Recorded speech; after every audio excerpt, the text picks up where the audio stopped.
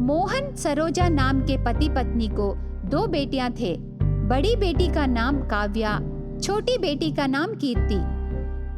काव्या हर एक विषय में बहुत चालाक थी, पर छोटी बेटी कीर्ति बहुत धीमी और आलसी थी।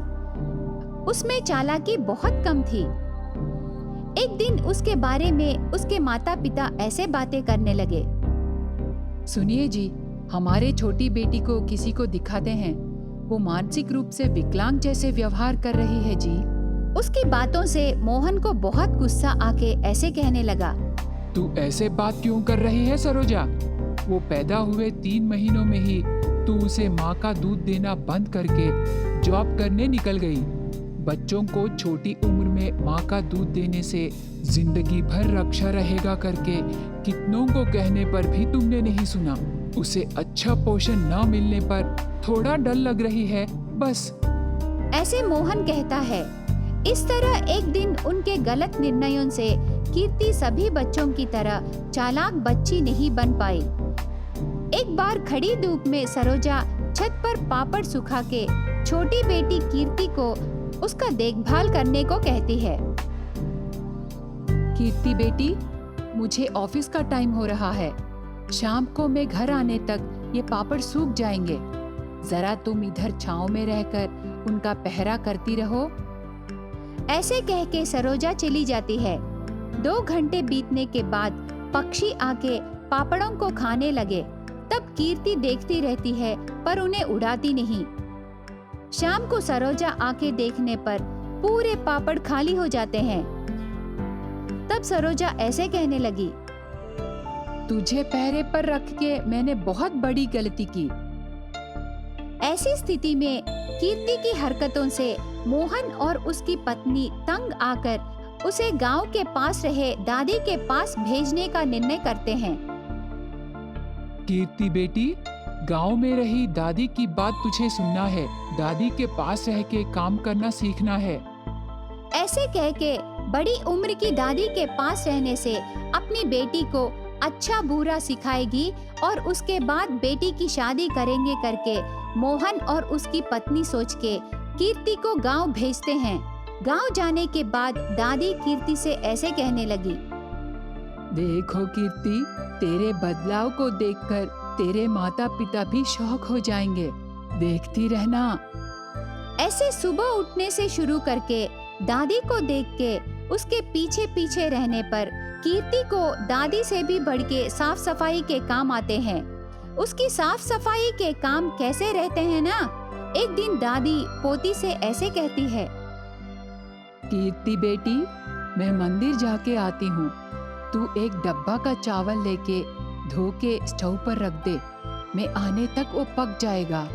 ऐसे कह के जाने के बाद कीर्ति एक डब्बा चावल लेके प्याले में डाल के धोने लगती है। 1 घंटा बाद दादी घर आने पर घर से बाहर तक पानी की धारा बहने लगती है। तब दादी घबराती हुई अंदर आके देखने पर जब से दादी मंदिर गई तब से अभी तक कीर्ति एक चावल का दाना लेके धो के उस पानी को फेंक रही थी।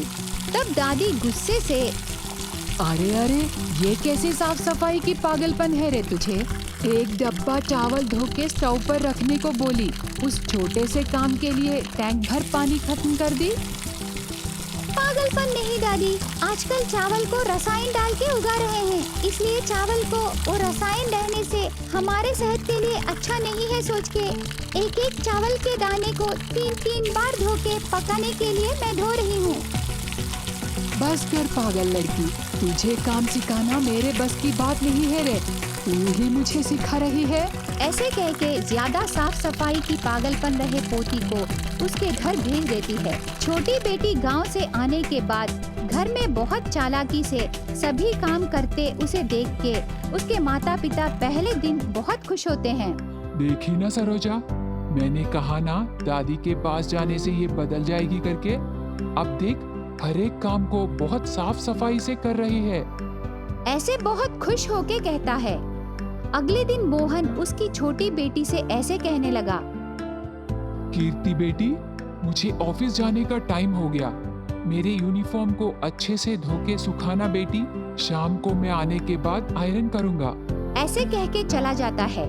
शाम को घर आने के बाद देखने पर उसका यूनिफॉर्म का कपड़ा पतले मच्छर जाल जैसे बनके, उसका डार्क कलर पूरा फेड होके सफेद जाल के कपड़े जैसे बन जाता है।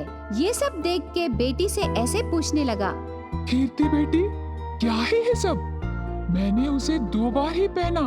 वो नया यूनिफॉर्म है, तुमने इसे ऐसे कैसे बना दिया? आप ही ने कहा था ना पापा कि इसे अच्छे से धोने को, इसलिए मैंने इसे 10 साबुन खत्म होने तक इसे घिस घिस के साफ करके धो के सुखाई पापा। अभी ऐसे हो गया, शायद ये कपड़ा अच्छा नहीं है पापा। सच बोली बेटी, तेरी साफ सफाई को झेलने के लिए टर्की कपड़ा या बिस्तर का कपड़ा रहना चाहिए। वो कपड़े ही तेरे साफ सफाई की धुलाई से नॉर्मल कपड़े जैसे बनेंगे। इस तरह हर रोज एक एक वस्तु को कीर्ति की सफाई की पागलपन से उसके हाथों में खराब होने पर माता पिता ऐसे बातें करने लगे। सुनिए जी, हमारी बेटी को बेकार में अपनी माँ के पास भेजे। अभी इसकी साफ सफाई की पागलपन से अच्छे पानी को भी मिनरल वाटर से धोने लगी।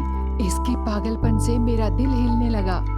ऐसा रहा तो हमें इसकी शादी करने के लिए कोई अमीर लड़के को लाना होगा जी। हम अमीर लड़के को लाने पर भी इसकी सफाई की पागलपन से वो 3 महीनों में ही भिखारी बन जाएगा सरोजा। ओसीडी के बारे में मैंने सुना है, पर हमारी बच्ची को उस ओसीडी का बाप है सरोजा। इसे हमें बेकार में मेरी माँ के पास भेजे।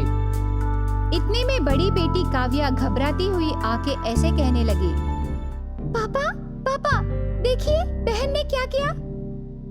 क्या की बेटी? उसने क्या किया, बाहर आके आप ही देखिए।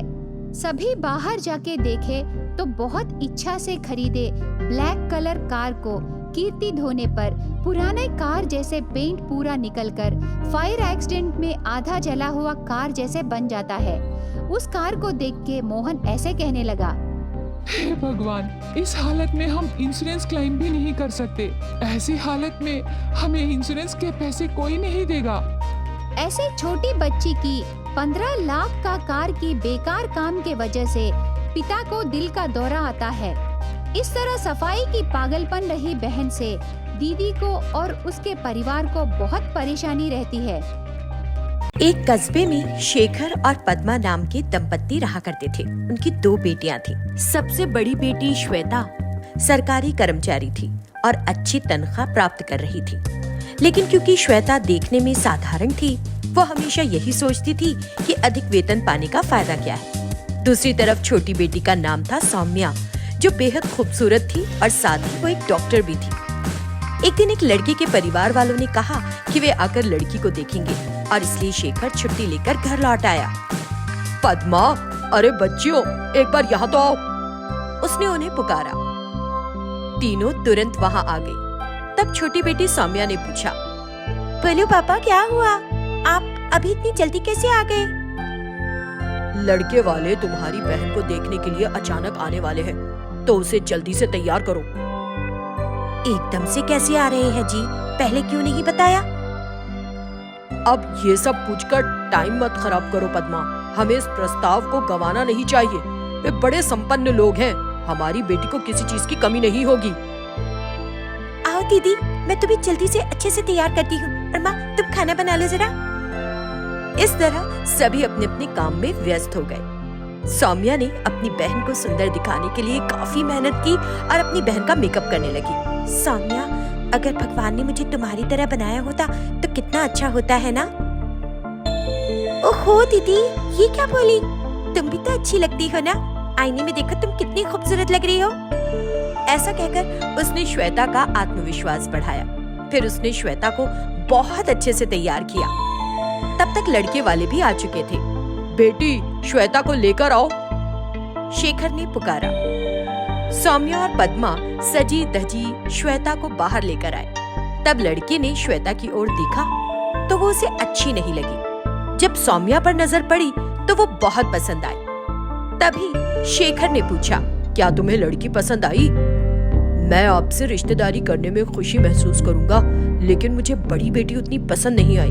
आपकी दूसरी बेटी मुझे हर तरह से पसंद है। वो सुंदर, मिलनसार और बहुत कॉन्फिडेंट लग रही है। वो बीवी बनेगी तो मैं किस्मत वाला कहलाऊंगा। उसने मुंहफट तरीके से कह दिया।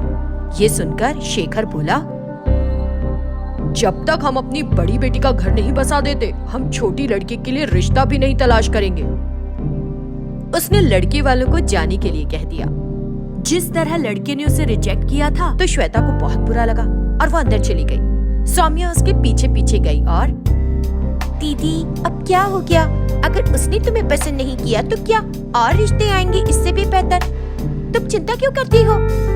उसने उसे सांत्वना दी और बाद में कुछ दिनों के बाद उसके लिए 2 और प्रस्ताव आए, लेकिन उन्होंने भी यही कहा कि वे छोटी बेटी से शादी करने के लिए तैयार हैं। तब पद्मा ने लड़कियों से कहा,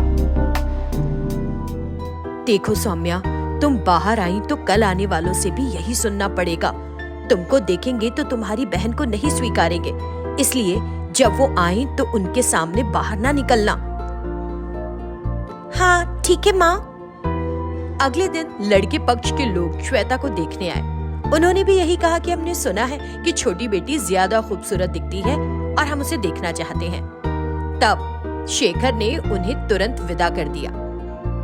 ये सिलसिला जारी रहा। जो भी आता वो यही कहता कि छोटी लड़की बड़ी लड़की से बेहतर दिखती है। माता पिता को चिंता सताने लगी कि बड़ी बेटी की शादी होगी भी या नहीं।